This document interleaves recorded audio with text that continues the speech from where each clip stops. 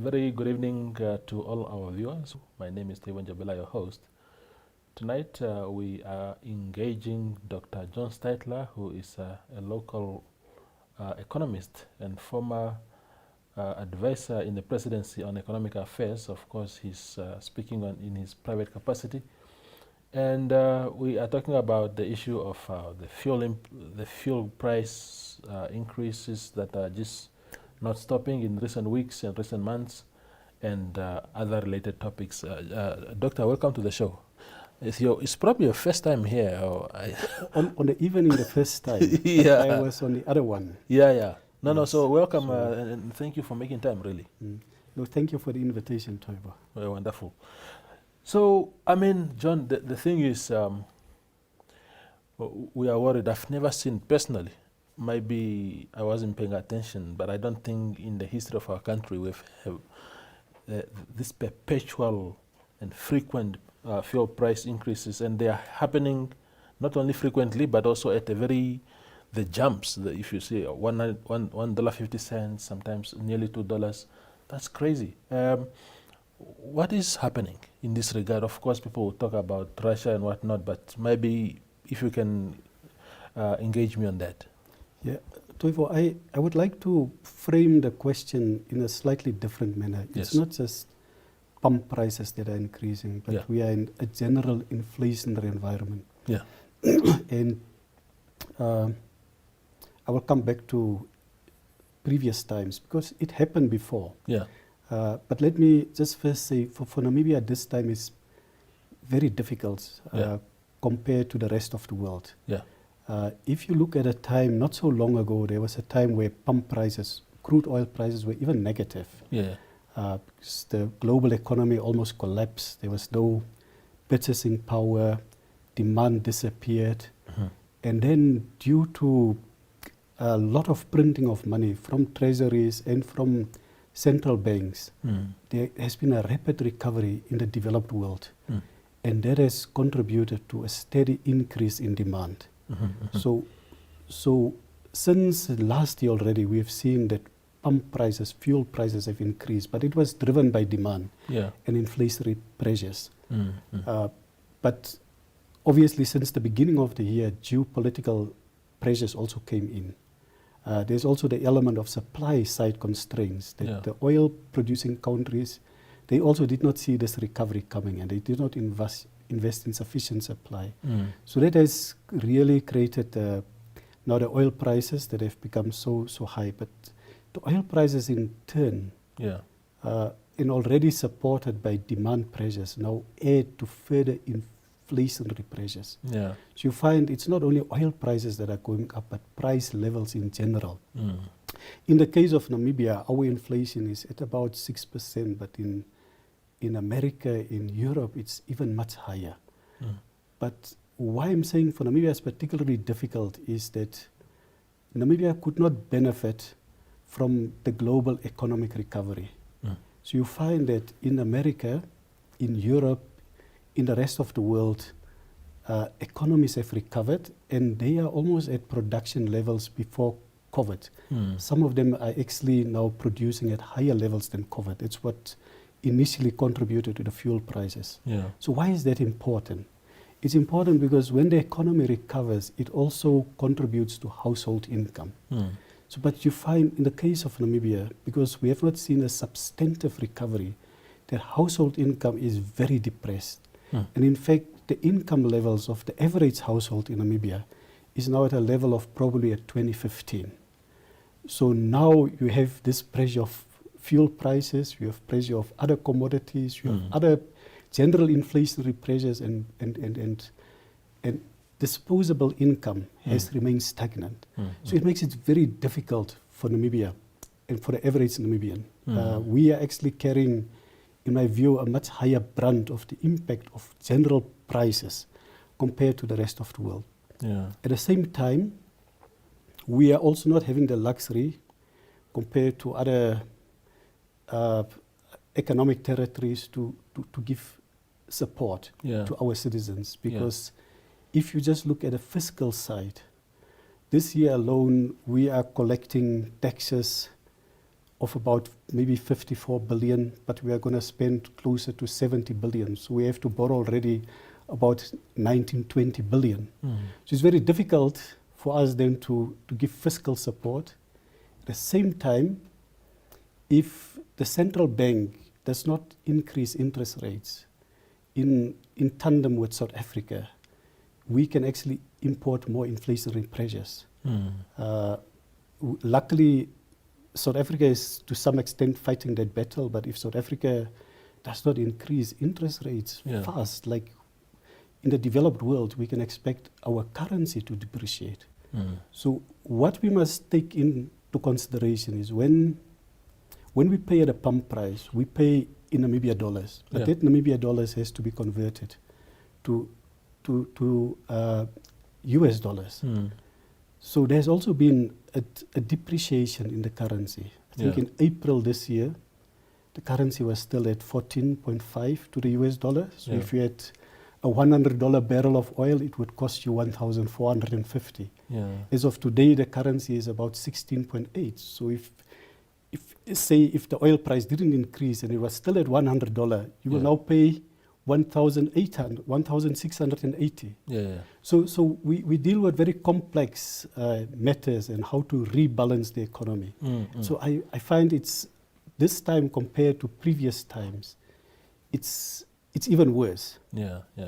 And it's scary, John, that it's even worse. You spoke about the possibility of South Africa increasing the interest rate to sort of counter this attack on the economy and the inflation in particular. But independent of South Africa, what is it that we can do locally to sort of safeguard the people against this? I think in the short term, there's very little that we can do. If you look at the lending price of oil in Namibia, it's the same as the lending price of oil generally in the world, give or take. Then what comes into the pump price are then different cost elements. For example, when the oil lands, it has to be insured. The industry should get a bit of a margin. The retailer should also get margin. And then there are about 4 or 5 tax elements that we have. One tax is going to the MVA fund. One tax goes to administer our roads and upgrade them. One tax will go to SACU, 4%. It's not a lot. And so the government has already now said for 3 months these taxes will be suspended. There's also a tax that goes to what we call the energy fund. It's very important. I will come back to that. But if you look at those 3 taxes that we have suspended, the SACU one is not really putting a lot of pressure because it's not adding too much to the revenue.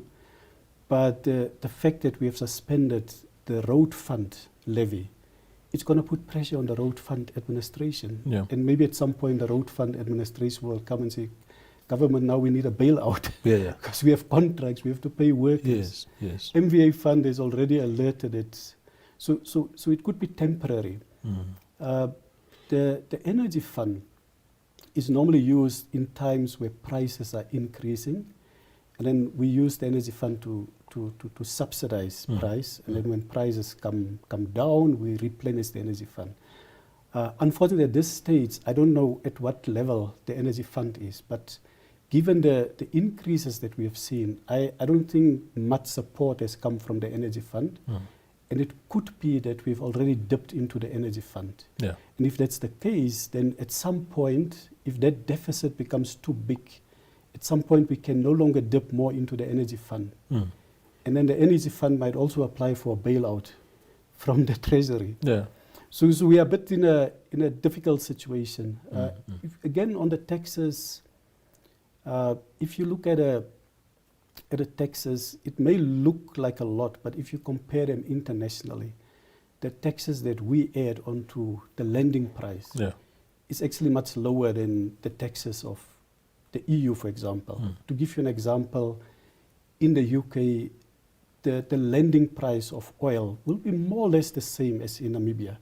I think in Namibia a bit higher because of the distance to the market. But the pump price in the UK is already at the equivalent of 40 Namibia dollars. And so that shows the amount of taxes that the UK collects on the pump price. So we can probably still reduce the tax a bit, but not much. So now we have to look at other measures that we can do. We have to go back to maybe how we can use the oil that we have currently, the petrol, more efficiently. We have to look at in individual level, can we drive less? Can we do carpooling?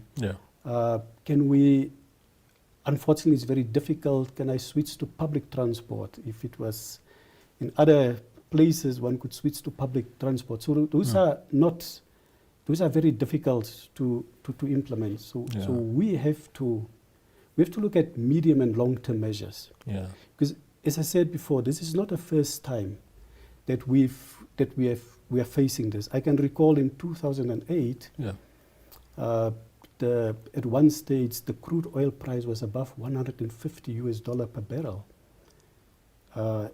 At a height now it was $120 per barrel, but the exchange rate was much stronger. But at that time we also had inflationary pressures, and the then Prime Minister of Namibia, Prime Minister Ngula, he then created a task team that looked into what can be done at least to mitigate, at least to protect the most vulnerable Namibians, the poorest of the poor, against these price increases that we have seen. I can recall some of the recommendations was on the tax side, some was on subsidies, some, for example, included the bulk procurement of commodities. That was actually very interesting because we realized that Namibia, when we procure in bulk, it's insignificant globally. So maybe we can even have a regional initiative where we procure in bulk together with Botswana, Zambia, so that we can get price reduction, but then make sure that the benefit reaches the poor. The thing with the tax reduction that time, I recall we focused a lot on VAT, value-added tax, and we focused specifically on products that the poor will consume, and we say let's zero rate those and I think some of them are zero rated until today. But if you zero rate from 15% to zero, then you get a benefit for 1 or 2 months, and then the price increase continues. So we have to look at a long term, and here 2 things are important for me. Number one, for the poor and for Namibia in general, we have to focus a lot on food security. And we have to really increase agricultural production significantly, because that's one of the key drivers of inflation, is that in the consumption basket is food for the poor. The second one is we have to see what can we do to raise the income levels at a household. And here we come back to a lot of things that we should have been doing, and we know we should have been doing it. How can we create confidence in Namibia that Namibia is the best place to do business in? That people want to come to Namibia. Tourists would like to come to Namibia. Companies would like to come and set up in Namibia. Namibian entrepreneurs would like to run with their businesses. So how can we improve that competitiveness and just improve the general business climate? Because if the income levels can increase, then at least it's compensate for this rising inflation that we see. But now income levels, as I said, have been stagnant. Imagine if workers have had increases. The impact would not be so bad compared to a situation where some people have the same level of income, which is a reduction in this real disposable income, and prices are going up. And remember, we also went through COVID, where some people actually lost jobs, and some people got salary cuts as well. So we have to find a way to bring back economic activities. John, we go for a quick break and then return for second half.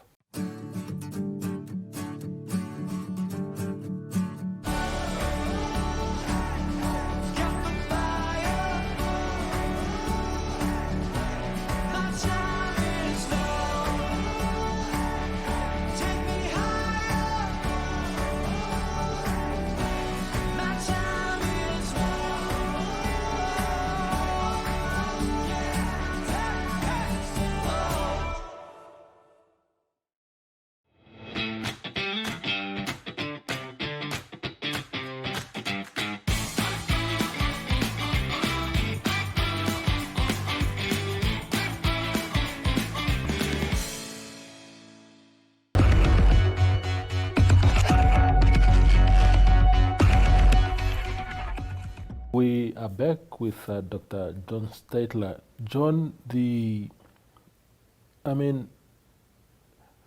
now what does all this mean for, and I know that you touched on a bit earlier on about the impact of all this on individuals in our country and businesses. I mean, we are preaching the need to trump up entrepreneurship in the country, and just as you start your small business, your small SME or whatever, you are confronted with these global and national challenges. What are the immediate impact on this kind of on these two groups? I think the immediate impact, and I'm sorry to say this, Toivo, but I have to be blunt on it, yes, is that we are going to face reduction in disposable income. Yeah. So the income that you have this month will be more than what you will have next month. Yeah, yeah. If this continue. Yeah, And remember, it's now not only through the pump price, but it's also through other, because fuel is a lubricant, but fuel is also an input good in the production of many things. Yeah. So immediate thing is that we'll face tough choices to see where can we cut costs. One advice I have is maybe to go to a zero balance budget every month and say, let me spend on the things that are absolutely critical. Yeah. People that have higher disposable income, they can divert they can actually what we call substitute products in economic jargon. But for people that don't have that additional disposable income, it's going to be very difficult. And I think here is where we have to see then what is it that the state can do to cushion the poorest of the poor.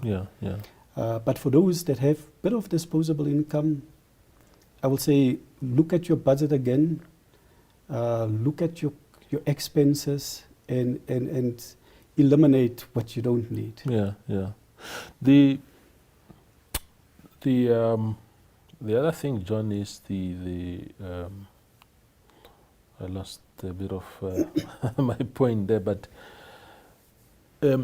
from the state point of view, I mean, we are told, for example, now that even these international rating agencies, because we are already under pressure, we are being downgraded time and again. So even when you were speaking earlier about needing 19 to 20 billion to fill the budget deficit, borrowing is increasingly becoming also a challenge for our country because of how we are rated. How do we navigate our way around that? I think one way to do it, if you look at the budget, it has two sides. It has a revenue component and it has an expenditure component. So on the revenue side, we see a bit of uptick in revenue collection, but in general, Namibians are quite compliant in paying their taxes. And I think we should continue to enforce that compliance. Because the moment if people start to avoid paying taxes, it will complicate the effort that the Minister of Finance would like to do to balance the budget. So how can we do that? We can do that by encouraging people to pay tax, but we can also do that by demonstrating on the expenditure side that the money that's collected is put to the best use for Namibia. And so we also have to do the impact analysis on how we spend and eliminate items on the budget that, or reduce them that we don't really need to spend much money on, and really spend where it's critical and where there's a high impact. So that's one way. And the other one is, obviously, we need to give confidence to people that Namibia is safe to invest in. So one thing that's very important, in any business, I believe, for whether it's domestic or international, is integrity and honesty. We have now some good developments in the pipeline that if it comes through, it will require from us to have the highest integrity and ethical standards. If we want to make the oil story happen, if it comes, we have to be squeaky clean, and people should not wonder whether the oil revenue will go into a black box. Yes. When they start to wonder about it, it creates issues of distrust. Yes. People should not wonder when the green hydrogen come, what will happen to it. So we have to revisit and say, can we give all those quality assurances, not to the international community, but let's give it to the Namibian public. It's one thing to say to the international community, but we have to give that assurance to the Namibian public. Yes, absolutely. John, so in that case then, what is your general feeling about political will in our country? Because our country has also survived political scandals in recent years related to exactly what you are saying, issues of ethical leadership.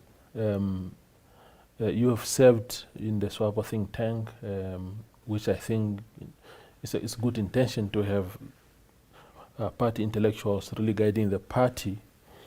But how important will it be, especially from a political point of view, that we really are perceived to be that squeaky clean kind of political environment that allows for the free flow of investment, to build trust, and to just go into that direction that will help us recover? I think at a high level, the political will cannot be questioned. I see it is there. And in this particular case, if you look at His Excellency, the President of Namibia, he always preaches that cleanliness. His mantra is processes, systems, institutions, accountability, trust. He doesn't like to see business people. He directs them to ministers. But I think we have maybe to look not only at the high level, and perhaps it's not a matter of political will, but it's something that I will say at different levels in the system. Do we have the confidence to tell the political leaders what the situation is instead of what they would like to hear? So it's up to all of us to say these are the facts. It's like when you ask me the question on what can we do now on the oil prices. I can't come and put up dreams, say, let's start now agriculture, let's do this now. These are things we should do, and it will be important for future. But at this current point in time, my take is, as a technocrat, there's very, very little we can do to reduce the pump price. We can maybe reduce taxes a little bit, but by next month the pump price will be back where it is. So we have then to navigate around how we manage that difficult situation. But we have to tell people, what is doable, and not just say that things can happen, but then it doesn't happen. It's a good point.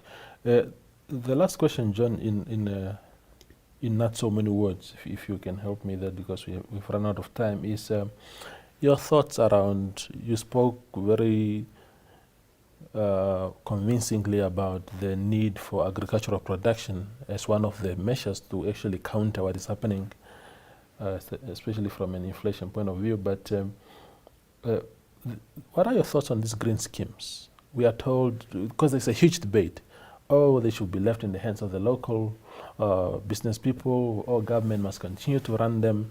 The SWAPO think tank, one of the papers by Dr. Andrew Nikondo and another person, says they must be put in the hands of regional councils. But I mean, whoever is managing them is not very much the most important point, but they are up for the taking now, as we know. What must be done there, in your view? I think we have to be very pragmatic. One of the things I wouldn't support, and maybe there are good reasons why the think tank said regional councils, but I wouldn't support it. But what I will support, if it's from the perspective of inclusion, that we have to bring in Namibians to participate, then it's different. Yeah.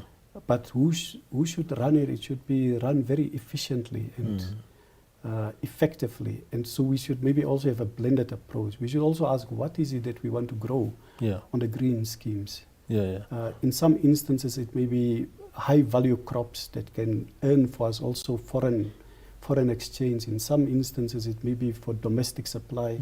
So I think we need to do a bit more homework. How do we really want to do the green schemes? What we must also consider is that food security at a household level may not necessarily happen in the green schemes, but happen at the communal areas. So I think we also need to invest more in improving the productivity of the land and agricultural practices in communal areas where many of our people are staying. Yeah, wonderful. John, thank you very much for making time to be with us on the show. Thank you, Toivo. Wonderful. That is Dr. John Steytler. He's a local economist giving us his 2 cents on the current economic situation in the country and the globe.